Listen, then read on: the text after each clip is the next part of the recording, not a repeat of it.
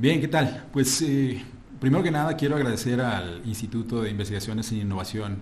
y Gobernanza por la invitación a charlar en el contexto de estas, digamos, conferencias, cátedras sobre gobernanza. Y el día de hoy lo que me interesa compartir es el proyecto de investigación que me encuentro desarrollando en estos momentos, que en realidad tiene un anclaje mucho más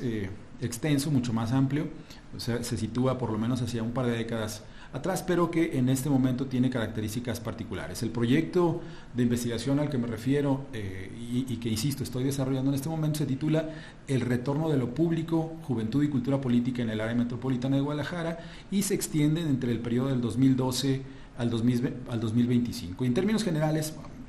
más o menos de eso es de lo que quisiera conversar el día de hoy, pero no solo de eso, sino además del conjunto de discusiones que hay alrededor de precisamente de esta temática. Y para no divagar demasiado en la conversación, lo que hice fue estructurar esta charla en por lo menos cuatro momentos principales. En el primero me interesaría ofrecer, digamos, a manera de contexto, a manera de antecedentes, algunas de las razones por las que a lo largo de los últimos veintitantos años he estado investigando el tema y cuál es la razón específica por la que hoy se coloca aquí en relación con esta cosa llamada el retorno de lo público. Entonces, en esa primera parte platicaré de algunos antecedentes y aprovecharé también para ofrecer un par de precisiones conceptuales que son importantes para el proyecto, que permiten entender por qué está desarrollado de esta manera y que creo que vale la pena incluso someter a debate. Entonces, aprovechar esa primera parte para plantear algunas precisiones conceptuales. Y en la segunda trataré de por lo menos ilustrar a manera de hipótesis, a manera de telón de fondo, lo que quisiera hacer es plantear dos coordenadas que también son cruciales para el desarrollo de este proyecto y que tienen que, pensarse como manera de hipótesis. ¿Cuáles son estas coordenadas? La idea del tránsito de una era de la pospolítica a una era de la hiperpolítica y aludo a eras con toda la intención posible y, digamos, en otro nivel, pero aparejado a este proceso del tránsito de pospolítica a una era de hiperpolitización, está esta otra idea que he manejado en las últimas 2 décadas, que es el tránsito de una esfera pública, de un espacio público más o menos evanescente, más o menos etéreo, efímero incluso, a esta especie de retorno de lo público con bastante potencia, pero con peculiaridades también muy específicas que vale la pena discutir, y sobre eso platicaremos en la segunda parte de esta charla. En la tercera, de manera específica, abordaré ya las cuestiones vinculadas con el proyecto en sí, que tiene que ver con la juventud y la cultura política, y trataré de explorar ahí algunos de los cambios y permanencias que es posible observar a lo largo de estos veintitantos años en esta relación que sostienen las y los jóvenes de esta región del occidente del país con los asuntos públicos. Y ahí platicaré acerca de algunas tensiones que tienen que ver con lo que a mí me parece podríamos denominar como el tránsito de la voz a la influencia, pero sobre eso hablaremos en algún momento. Y por último, me interesa platicar de algunas reflexiones todavía preliminares. El proyecto se extiende hacia el 2025, pero ya hay algunas observaciones que vale la pena discutir y sobre las que bordearé algunas ideas que servirán, insisto, para pensar en reflexiones de carácter, insisto en esto, preliminar. Entonces, si me lo permiten, pasemos a la primera parte y déjenme contarles de alguna forma muy breve en qué ha consistido el trabajo de investigación que desarrollo, y que en particular, que puede anclarse incluso hacia el año 2000 con esta reconfiguración que ocurrió en aquel momento en el país, en el campo político de manera particular, con la, digamos, llamada alternancia, con la llegada de Vicente Fox a la presidencia y con la supuesta transición a la democracia. En ese momento a mí me interesó empezar a pensar qué ocurría con las juventudes en torno a la relación que establecen con los asuntos públicos, y fue ese interés lo que me, digamos, atrajo a investigar un proceso mucho más amplio que he denominado en varios lugares como el proceso de construcción social de la democracia. Y eso es, digamos, como tema de investigación sumamente seductor, pero también como tema de investigación es inabarcable, por lo tanto había que precisarlo de alguna manera, y la forma de precisarlo en este sentido fue analizar justamente la relación que se establece entre la juventud y, y los asuntos públicos. Y en medio, a manera de concepto bisagra, vamos a regresar a este punto en un momento, pero en medio, a manera de concepto bisagra, estaba la idea de cultura política, lo que exploro finalmente para entender una parte de ese proceso gigantesco que es la construcción social de la democracia. Analizo, me preocupo desde aquel momento y hasta ahora por analizar la relación que se establece entre la juventud y la esfera pública. Y ahí les decía que me he involucrado en el estudio de la juventud en las últimas 2 décadas, varios aspectos de ese proceso, particularmente en lo que tiene que ver con la cultura política y lo que tiene que ver con la violencia. Hoy el tema de la violencia lo voy a tratar de manera muy, muy tangencial y me voy a concentrar específicamente en el asunto de la cultura política.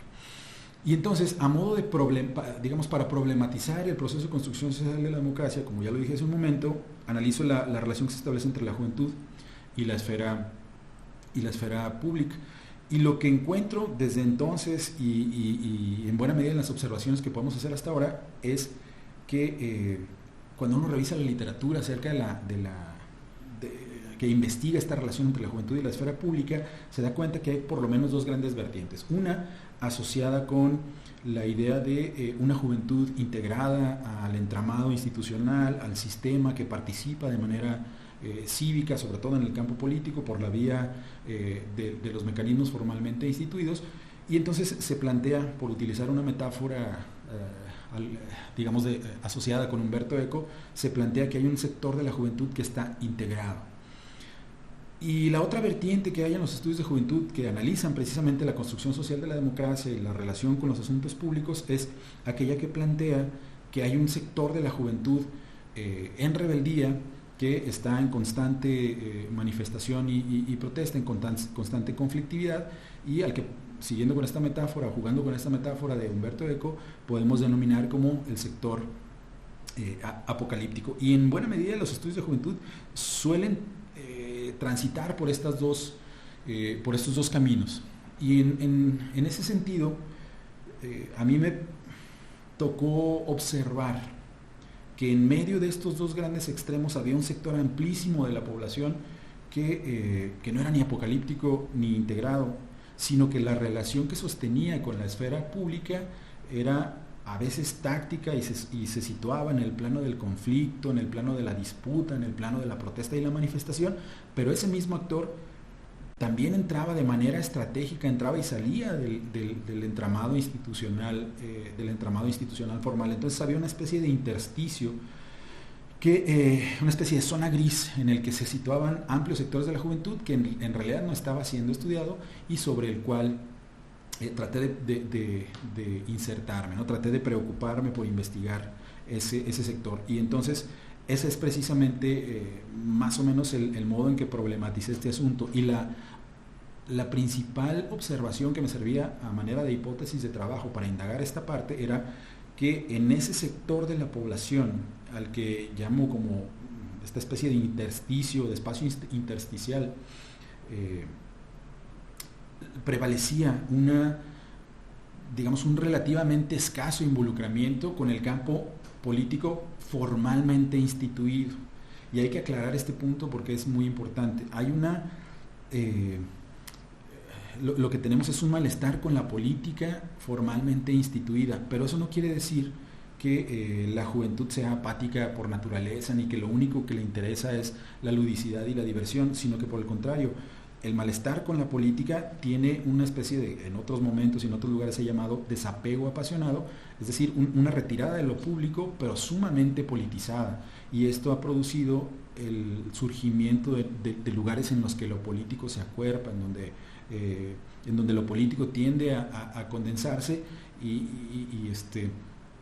y entonces es necesario observar a mí me parecía necesario desde aquel momento y hasta ahora observar este conjunto de lugares emergentes o de prácticas políticas emergentes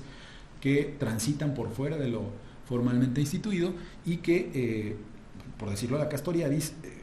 digamos, no son parte de lo instituido, sino se convierte como en prácticas políticas emergentes que son instituyentes. Y en el centro de este proceso de prácticas políticas emergentes instituyentes, usualmente suele estar el cuerpo o el conjunto de cuestiones asociadas con el cuerpo, no solo en su dimensión real, sino también en su dimensión simbólica e imaginaria. Y plantean pues que el último lugar, la última arena política es precisamente el cuerpo. Por lo menos ese fue uno de los descubrimientos de aquellos trabajos iniciales. Y a partir de ahí me he preocupado por plantear algunas hipótesis que me han permitido enriquecer esa primera idea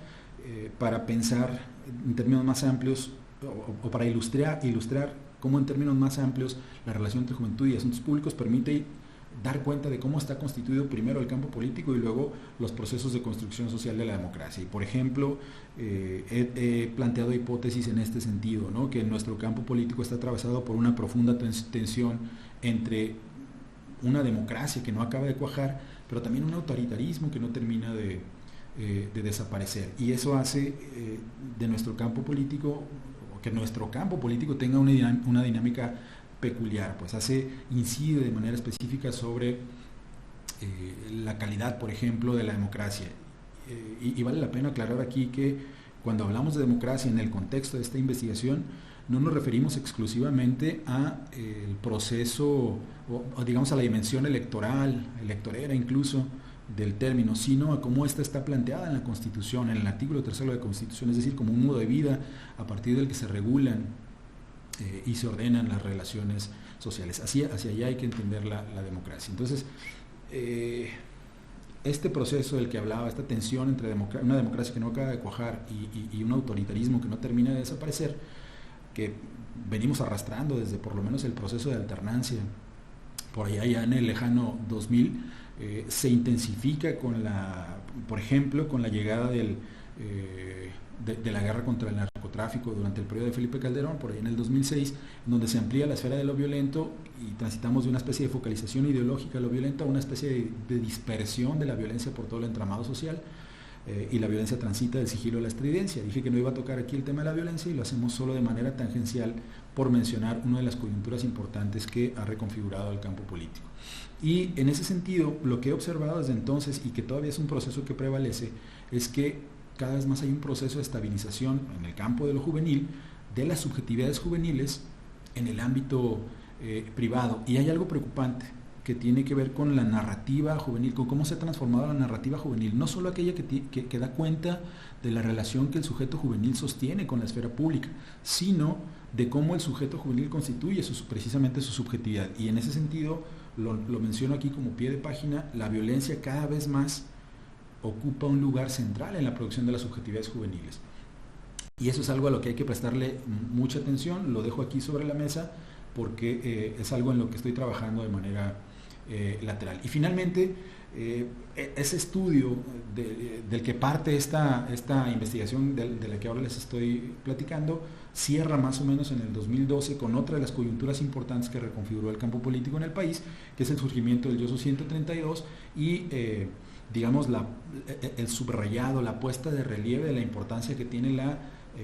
incorporación de la variable tecnodigital a la producción de la vida social y particularmente a la estructuración del campo político. Y en términos generales, estos serían algunos de los antecedentes en los que se ancla el proyecto del que quisiera platicarles el día de hoy. Es decir, en aquel momento me hacía una serie de preguntas que tenían que ver con la evanescencia de la esfera pública, con el carácter efímero, etéreo, que tendía a desaparecer, lo vamos a ver más adelante, y que hoy me permiten repensar esas preguntas para recuperar o analizar esta especie de retorno potente de lo público, ya no evanescente, sino un retorno potente de lo público, y ver cuáles son las características que tiene precisamente esa dimensión de la vida social, la dimensión de la vida pública. Entonces, más o menos estos son los antecedentes. Y antes de pasar a la segunda parte, me gustaría, digamos, hacer algunas precisiones importantes. La primera tiene que ver con, si ya dije antes que lo que analizo es la relación entre la juventud y la esfera pública, esa relación, y por lo menos en el sentido o desde la perspectiva en la que yo la he observado, me ha obligado a repensar algunas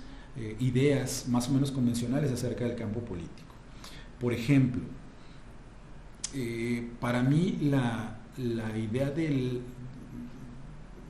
que prevalece entre los estudios que investigan la producción social, la construcción social de la democracia, y esa idea que sugiere que el componente central de ese proceso de construcción de la democracia son las elecciones o las coyunturas electorales, para mí ha resultado insuficiente, porque el análisis se concentra solo en la dimensión formalmente instituida del campo político, y me refiero a aquella que tiene que ver con el conjunto de reglas, con esta especie de subsistema que regula el acceso, el ejercicio y la distribución del poder, y que está formalizado, que tiene un conjunto de reglas, que tiene un conjunto de instituciones más o menos identificables, y que pareciera ser como la narrativa central en el estudio de la construcción social de la democracia, es decir, el estudio de la política. Pero el conjunto de fenómenos que yo estaba observando cuando me acerqué a este sector de la juventud, que digamos que no es ni apocalíptico ni integrado, me sugería que había otra serie de fenómenos, que pensar la democracia solo a través de la política no era suficiente, sino que entonces era necesario distinguir entre la política como un subsistema asociado al subsistema social, asociado al subsistema económico, que, insisto,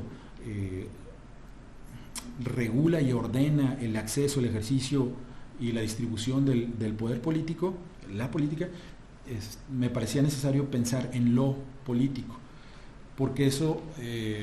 y ahorita claro que es lo político, porque pensar en esta distinción entre la política y lo político me permitía nombrar el conjunto de fenómenos que observaba cuando me acercaba a la población juvenil, que a mí me interesa y me ha interesado explorar desde entonces. Y me refiero a lo político como digámoslo así, esa especie de ámbitos de indecibilidad que están también contribuyendo a la hechura de la esfera pública, que están constituidos por un conjunto de objetos orientados políticamente, que no necesariamente son las coyunturas electorales ni los partidos políticos, sino algunas otras temáticas que interpelan a la juventud y que los orillan a este sector de la población a adoptar una postura. Entonces, la política como subsistema, lo político como una especie de espacio situado en el ámbito de la vida cotidiana, de un espacio abierto, indecidido, donde el sujeto se incorpora y mediante su toma de postura lo clausura. Entonces, y eso opera en el ámbito de la vida cotidiana. Y ese proceso de relación entre el sujeto que está en la esfera pública frente a los objetos que circulan también en la esfera pública y que están orientados políticamente es altamente, digamos, es susceptible de ser leído en clave política. Entonces, esta primera precisión, esta primera distinción entre la política y lo político para mí resulta fundamental. Y en ese sentido no era suficiente repensar o acudir a esta distinción, sino también me parecía fundamental postular la idea de lo público como evidentemente como el lugar natural de la política, pero de manera particular aquella instancia, pienso en lo público como aquella instancia en donde, digámoslo así, donde se delibera colectivamente acerca de la vida que vale la pena ser vivida. Lo que tenemos entonces es que el espacio público, si lo pensamos como esa instancia donde deliberamos colectivamente acerca de la vida que vale la pena ser vivida, lo que tenemos es un conjunto de narrativas en disputa que están constantemente peleándose por ocupar un lugar cada vez más hegemónico, y eso hace de la esfera pública algo sumamente complejo, pero también enriquecedor para este tipo de análisis. Entonces tenemos esta primera distinción entre la política y lo político, y luego una clarificación específica acerca de lo que se entiende como lo público. Y de manera particular, digamos que me ha tocado retrabajar el concepto de cultura política, porque asociado con este tipo de investigaciones de las que ya hablaba, que se concentran en lo formalmente instituido, es muy frecuente que la idea de cultura política se confunda con la de educación cívica, como si la cultura política fuera una especie de capital que, una vez acumulándolo, incide de manera positiva, como si tuviera este signo positivo pues en la relación que los sujetos, o en el conjunto de saberes que tienen los sujetos, como si hubiera alguien que tuviera cultura política y alguien que no tuviera cultura política. Y esa idea me parecía, esa idea que confunde cultura política con educación cívica, es decir, con el conocimiento del conjunto de derechos y obligaciones que tiene un ciudadano o una ciudadana, me parecía insuficiente. Y entonces en aquellos años me atreví a pensar en la cultura política, pero en plural. Y a diferencia de las versiones más convencionales de esta perspectiva, que asumen que hay una cultura política central en un país como el nuestro y un conjunto de subculturas subordinadas a esa cultura política, me pareció más pertinente y productivo en términos analíticos pensar en que en el territorio nacional convive una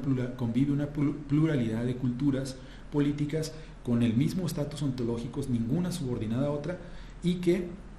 no constituyen, no están ancladas en el conocimiento de ejercicios y derechos ciudadanos, sino en los marcos interpretativos a partir de los que los sujetos dotan de sentido al conjunto de sus prácticas, pero particularmente a las prácticas mediante las que se vinculan con aquello que ya denominamos antes como lo público. Entonces, este conjunto de precisiones conceptuales, más muchas otras que digamos no tenemos el tiempo de discutir aquí, me han servido para pensar en esta idea de la, digamos, para analizar desde la perspectiva que a mí me interesa la relación entre juventud y esfera pública. Y dicho esto, que sirve como, digamos, como antecedente y como algunas precisiones conceptuales, pasemos a la, digamos, a la segunda parte de esta charla. Bueno, entonces entremos a la segunda parte de esta charla. Al principio les decía que en esta segunda parte me interesa colocar un conjunto de coordenadas sobre las que esta investigación se despliega, y son apuestas que creo que valdría la pena debatir, porque creo que ilustran no solo el caso particular de la juventud en el área metropolitana de Guadalajara, sino que dialogan con procesos políticos mucho más amplios, no solo a nivel nacional, sino en buena parte de las democracias, sino que acontecen también en buena parte de las democracias occidentales. Entonces, de eso trata esta segunda parte de la charla. Y en ese sentido, quisiera plantearles dos hipótesis, ¿cómo llamarlas? Dos coordenadas sobre las que transita esta investigación. La primera tiene que ver con, decía al principio, con el tránsito de una era en la que se pregonaba el fin de la política, el fin de la historia, con la caída del muro de Berlín, con el derrumbe del bloque socialista, con la masificación de las democracias liberales, con la adopción digamos, del espíritu neoliberal, del modo de producción capitalista, con todo ese conjunto de cosas y con el énfasis puesto en el mercado desde finales de los 80 y hasta bien entrado el siglo, por lo menos hasta la inauguración del siglo XXI, prevalecía esa especie de narrativa en la que las grandes conflictividades serían resueltas mediante los mecanismos de mercado, y por lo tanto la política sería ya no un mecanismo para la negociación de las disputas, para la resolución de conflictos, sino básicamente un ejercicio de administración y de gestión de recursos. Entonces se inauguraba una era de la pospolítica, asociada por ejemplo con el fin de la historia fukuyamista y todo este conjunto de narrativas que son ampliamente conocidas. Lo que importa, digamos, poner de relieve aquí es cómo este orden social, o este orden sociopolítico que prevaleció durante buena parte hasta la inauguración del siglo XXI y desde finales de los 80, cómo empezó a dar de sí, cómo empezó a agotarse. Y una hipótesis que tengo es que este proceso de agotamiento de la era de la pospolítica, y entiendo por era digamos, no es gratuito el uso del término, entiendo como la construcción de un orden más o menos estable, un orden sociopolítico más o menos estable que garantiza cierto funcionamiento del entramado institucional, que produce una serie de arreglos institucionales que, insisto, garantizan estabilidad y funcionamiento del conjunto de reglas mediante las que nos movemos. Eso constituye una era, y en ese sentido se inauguraba la era de la pospolítica, donde la política, como este ejercicio del que ya hablaba, se agotaba, y ya no era tan necesaria más que como un ejercicio de administración y de gestión de recursos. Esa narrativa prevaleció hasta bien entrado, hasta finales del siglo XX y principios del siglo XXI. Y lo interesante aquí es ver cómo en un periodo sumamente corto, surge otra era. Se agota ese orden sociopolítico que daba cuenta de cómo funcionaba la sociedad, de cuál era el orden sociopolítico que suscribíamos, y se agota sumamente, de manera vertiginosa, y empieza a surgir otra era, la era de la hiperpolítica, una era en la que prácticamente todos los aspectos de la vida social, pública, son susceptibles del escrutinio ideológico. Y entonces, este tránsito gigantesco entre eras en el que nos hemos movido insisto, de manera muy vertiginosa, de la era de la pospolítica, en la que la política dejaba de tener el sentido y el peso que antes tenía, hacia una era de la hiperpolítica, en donde, insisto, prácticamente todos los ámbitos de la vida social y pública son susceptibles del escrutinio ideológico, todo se politiza. Y en ese sentido hay modificaciones, o esta gran tendencia, esta gran transformación hacia abajo produce modificaciones importantes en la configuración de lo que llamamos esfera pública, de lo que llamamos lo público, mejor dicho. Si antes teníamos esta dimensión de lo público con una naturaleza evanescente, efímera y etérea, hoy, en la medida en que ingresamos a una era de la hiperpolítica, lo que tenemos es un fuerte retorno de lo público, donde ocurre esto que llamo escrutinio ideológico de prácticamente todos los ámbitos de la vida social, con características peculiares que tienen que ver, entre muchas otras cosas, con la alta efervescencia política de la conversación pública. Entonces, esta efervescencia a la que me refiero hace que lo público adquiera otra magnitud en la producción de la vida social, que regrese con suma fuerza. Y de ahí digamos, el título de mi proyecto de investigación, del que hablaré en la siguiente sección, que habla del retorno precisamente de lo público. ¿Por qué? Porque está aparejado este retorno de lo público con el surgimiento de esta nueva era a la que podemos referirnos como la era de la hiperpolítica. Y entonces la transformación también de la esfera pública, con un retorno de esta esfera sumamente fuerte. Y en medio, a manera de hipótesis que no es tan descabellada, podríamos pensar que el carácter vertiginoso de esta gran transformación de la que hablo, de este surgimiento de una nueva era, está asociado en buena medida con lo que ya decía hace un rato, es decir, con la incorporación de la variable tecnodigital de manera intensa o intensiva y extensiva a la producción de la vida social.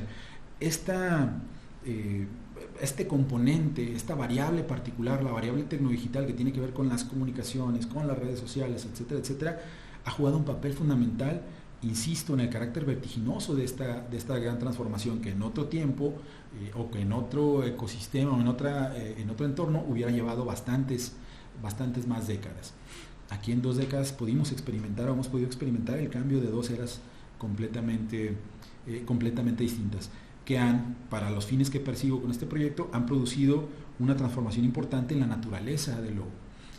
lo público. E insisto, esto está mediado por la incorporación de la variable tecnológica digital, que en un país como el nuestro se ancla en el ámbito de las redes sociales. Aún con las profundas brechas digitales que atraviesan a nuestro país, este ámbito es fundamental para la construcción de la conversación pública. Buena parte de la conversación pública ocurre precisamente en estos espacios digitales. Y hay encuestas que así lo demuestran. Cerca del 90% de la población mexicana tiene acceso a estas redes en distintas medidas y con distintos mecanismos y a través de distintos dispositivos, pero digamos hay un porcentaje altísimo de población que accede de una u otra manera y con diversos fines, unos en información, otros en entretenimiento, a estos mecanismos. Lo importante aquí, incluso asumiendo las brechas digitales que atraviesan un país como el nuestro, es cómo esta variable tecnodigital aceleró el proceso de transición entre eras. Posibilitó el agotamiento de un orden postpolítico y posibilitó el surgimiento de un orden hiperpolítico. Para el estudio para la investigación que a mí me ha interesado desarrollar, esto tiene una consecuencia fundamental. Porque, por ponerlo en los términos de Spivak, que digamos están situados en otra dimensión de la discusión, pero que nos son útiles como metáfora. Hasta antes de la incorporación de la variable tecnodigital a la vida social, la pregunta que había que hacerse era si desde la subalternidad, por decirlo, insisto, a la Spivak, desde la subalternidad era posible hablar, es posible para el subalterno hablar, es lo que se preguntaba Spivak. Y con la incorporación de la variable tecnodigital, que tiene un componente etario importante, un componente juvenil importante, cada vez más nos damos cuenta de que efectivamente se puede hablar desde la subalternidad. La pregunta consecuente que hay que hacer es si esa voz que ahora se puede emitir desde el ámbito de lo subalterno tiene o no alguna influencia en la estructuración del campo político. Y esa pregunta es central y es, insisto, una de las preguntas que articula el proyecto de investigación del que ahora sí, para pasar a la tercera parte, estaríamos conversando el día de hoy, que tiene que ver con las culturas políticas, así en plural, entre la juventud, entre ciertos sectores de la juventud en el área metropolitana de Guadalajara. Y la hipótesis, insisto, es que hay un profundo y potente retorno de lo público. Y en ese sentido, algunas, ¿cómo llamarlo? Algunas tensiones que atraviesan este proceso, a partir del cual retorna lo público y se cuela en la producción de las culturas juveniles en el área metropolitana de Guadalajara, tiene que ver con esto con esto de lo que ya hemos estado platicando. ¿Qué se observa cuando transitamos entre una era de la pospolítica a una era de la hiperpolitización? Lo decía hace un rato. Primero, una creciente efervescencia política de la conversación pública. Y lo que decía cuando lo planteaba en la sección anterior, si lo ponemos en términos de Spivak, lo que hay es una producción de una voz potente en ese espacio público que retorna. Hay una fuerte voz que probablemente tenga una influencia importante en la construcción de la opinión pública. Lo interesante aquí es saber si esa voz que se produce a partir de la participación juvenil en las redes sociales y que puede incluso llegar a ser sumamente potente, sumamente estridente, habría que ver si tiene o no, y es algo que hay que construir, mecanismos para influir no solo sobre la opinión pública, sino sobre la estructura, sobre el entramado institucional que alimenta, por ejemplo, la hechura de las políticas públicas, que alimenta, por ejemplo, las condiciones para la producción de la vida social. Y lo que tenemos es que es probable, también habría que comprobarlo con investigaciones posteriores, que estos grandes cambios, estas grandes transformaciones ocurran solo para que las cosas sean o sigan permaneciendo más o menos de manera parecida. Entonces esa es una primera, digamos, hipótesis de la que parte el trabajo de investigación del que estamos hablando, que remite a la cultura juvenil, la cultura política juvenil en el área metropolitana de Guadalajara. ¿Qué otros rasgos están presentes en este problema de investigación que aborda, insisto, la relación entre la juventud y la esfera pública? Bueno, aparte de la creciente efervescencia política de la conversación pública, hay una profunda crisis de legitimidad del entramado institucional en el que se desenvuelven amplios sectores de la juventud. Las encuestas desde el 2012 hasta el 2020 dan cuenta de cómo, por ejemplo, instituciones como los partidos políticos no interpelan a amplios sectores, primero de la sociedad, pero particularmente a amplios sectores de la juventud. La cifra anda por ahí del 80%, más o menos el 80% de la población joven en México, en Jalisco ocurre más o menos, Jalisco tiene un promedio más o menos similar, el 80% de la población joven no confía en los partidos políticos, y las figuras que menos confianza producen en una sociedad como la nuestra son precisamente los políticos, la policía también, pero precisamente los políticos son quienes producen menos confianza. Y por ahí hay un montón de cifras que valdría la pena analizar. Por ejemplo, si bien es cierto que hay en las encuestas más recientes sobre cultura cívica, se sugiere que hay amplios sectores de la población, alrededor del 60%, que favorecen un régimen democrático, que se interesan de alguna manera en los asuntos públicos, pero en ese sentido hay un 40% que preferiría una mirada o un régimen cuya naturaleza sea más autoritaria, o hay un amplio sector de la población que sugiere que un gobierno militarizado puede ser mucho más eficaz y mucho más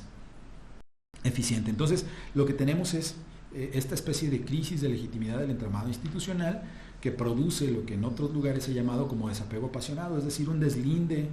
altamente politizado de los sujetos juveniles de los asuntos públicos, y un malestar específico con la dimensión formalmente instituida de la política.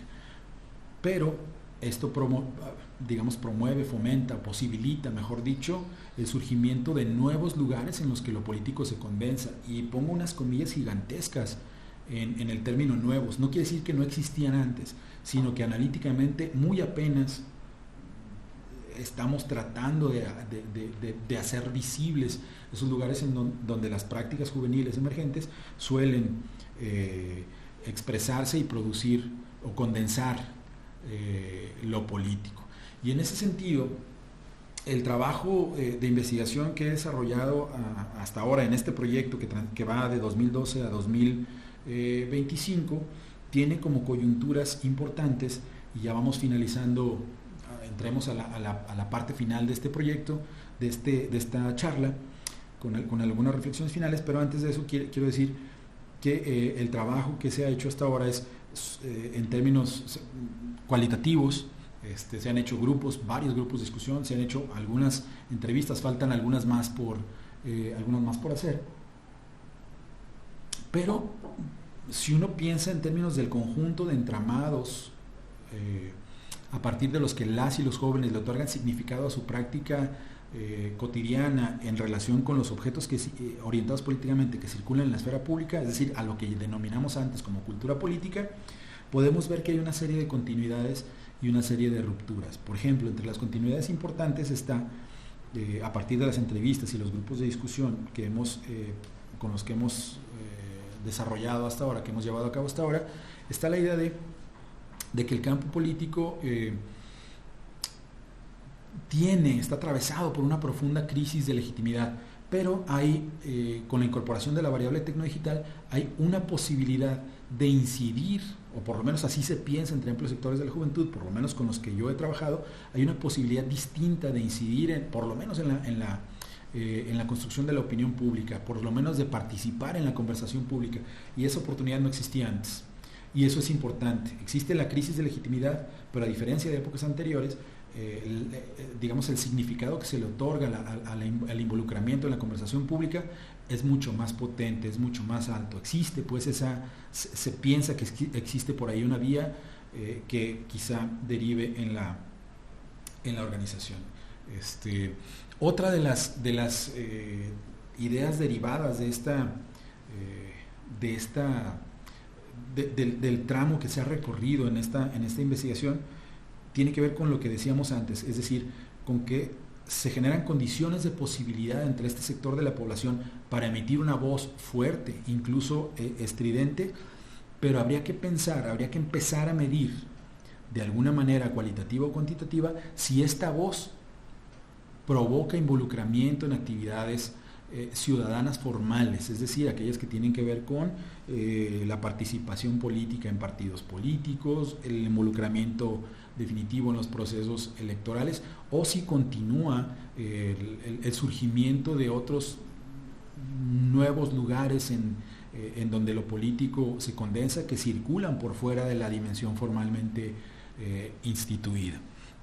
Habría que empezar a medir, que esa es una hipótesis que tengo programada para el siguiente proyecto. Habría que empezar a medir qué tanta influencia tiene la voz que se produce ahora por parte de las y los jóvenes. Y entonces, a partir de eso podemos empezar a pensar ya algunas ideas que valdría la pena someter a discusión, que están planteadas como reflexiones finales,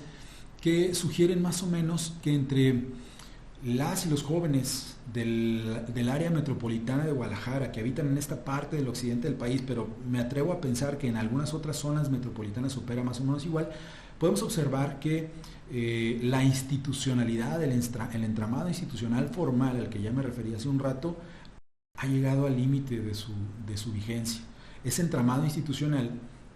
usualmente entre amplios sectores de la juventud, más allá de la clase, más allá de la etnia, se ve con cierta desconfianza y con cierto escepticismo. Aunque, como decía hace un momento, se tiene pues esta perspectiva de que es posible incidir en la conversación pública. A la par de lo anterior, también podemos observar con el análisis de lo que acontece con las juventudes en esta parte del país, el surgimiento de prácticas políticas emergentes. ¿Qué pasa con esto? ¿A qué nos referimos con esto? A cómo el ámbito de la vida cotidiana se torna político. Surgen procesos organizativos y asociativos que se sitúan en los linderos precisamente de la dimensión formalmente instituida, y a partir de los cuales los jóvenes se construyen la posibilidad de ingresar y salir de ese entramado institucional formal de manera estratégica, muy muy estratégica, lo cual produce o lo cual nos permite ver que hay no educación, no eso que se confunde con educación cívica, sino un conjunto de sentidos y significados que se le otorgan a la propia práctica que podemos denominar como cultura política. Básicamente lo que observamos ahí es un trastocamiento de la lógica convencional de la acción colectiva, que antes, hace mucho tiempo, se planteaba como horizonte la transformación estructural de gran escala, y hoy ese asunto arranca desde el plano de la vida cotidiana a partir de los agenciamientos locales de los actores. Y ese proceso es sumamente importante y lo podemos aparejar con las grandes transformaciones de las que hablábamos en la segunda parte de esta charla. Otro de los aspectos, digamos que no es tan novedoso, pero que está siendo constatado cada vez más, es la importancia creciente que tiene el componente digital para la producción, primero de la subjetividad juvenil, pero luego para la producción de la vida pública y política de un país como nuestro. Y en ese sentido, el papel que en este momento está jugando la juventud es central y valdría la pena prestarle atención conforme nos acerquemos al 2025, que va a ser una coyuntura fundamental donde vamos a observar, yo supongo, un incremento de esta efervescencia política y la conversación pública que ya decía hace un rato. Algo preocupante que comenté muy al inicio, pero que insisto y que vale la pena subrayar, es cómo la violencia se ha convertido en un tema central en la construcción de las narrativas juveniles. Hace 20 años, cuando empecé a trabajar con este sector de la población,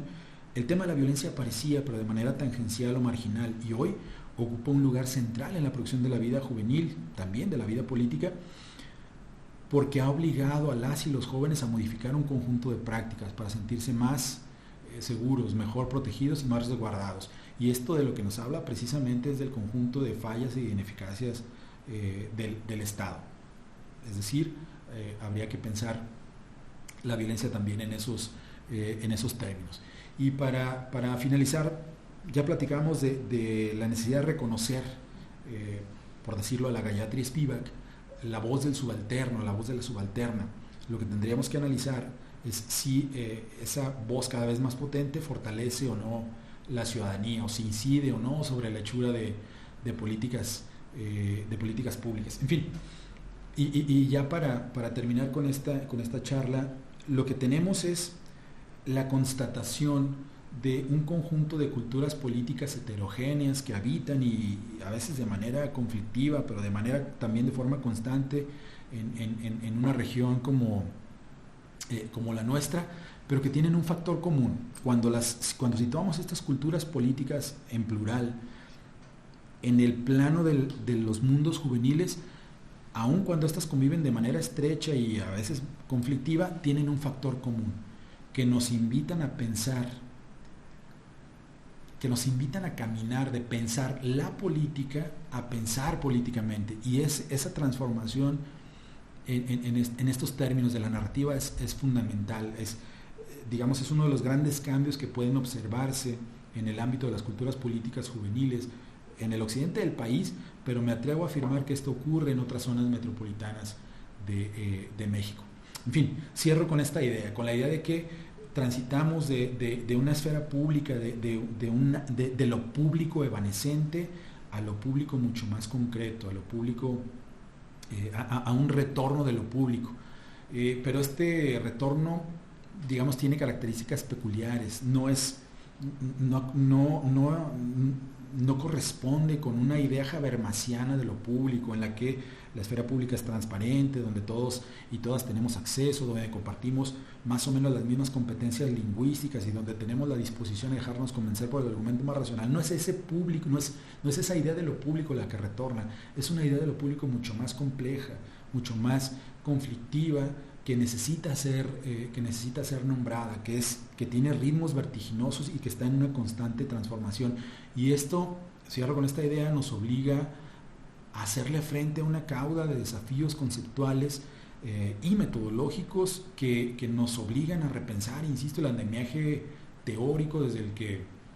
nos acercamos a este tipo a la investigación de este tipo de fenómenos. Quisiera quedarme con esa idea, con el conjunto de desafíos que tenemos enfrente, a quienes nos interesa estudiar desde la construcción social de la democracia hasta la relación que sostienen ciertos sectores de la población con lo público. Bueno, quienes estamos interesados en esto, nos enfrentamos a un conjunto de desafíos tanto metodológicos como conceptuales a los cuales necesitamos hacerle frente de manera urgente. Y a grandes rasgos eso es lo que quería compartir el día de hoy con ustedes. Reitero el agradecimiento al instituto y pues estoy a la orden para cualquier discusión, debate o pregunta. Muchas gracias, nos vemos pronto.